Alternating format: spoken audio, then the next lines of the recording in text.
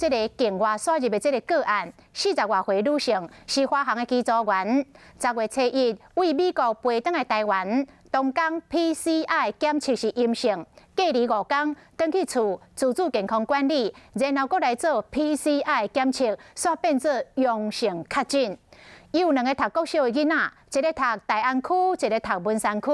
目前2间国小各有1班，总共60多个学生甲导师紧急来停课，也有接触史的同学嘛拢来做采检，学校嘛已经完成着清洁甲消毒。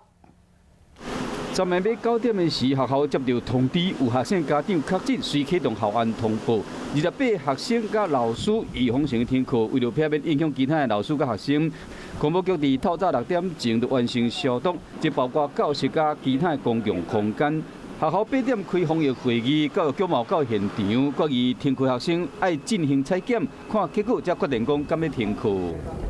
校方证实讲，学生家长是机组人员，且为美国飞返来台北。迄一天 PCR 检测是阴性，隔离5天后，返去厝的自主管理。初5搁做 PCR 检测，被通知是阳性，送医治疗。因为确诊的机组人员的2个囡仔，分别读台北市大安区甲文山区2间国小，总共60多个学生，且是初5拢到学校去上课，所以讲校方先做预防性的停课。中央流行疫情指挥中心的指挥官陈时中伫立法院就表示讲，确诊的机组人员目前暂时列入境外移入，伊甲2个囡仔分别被送到防疫旅馆隔离。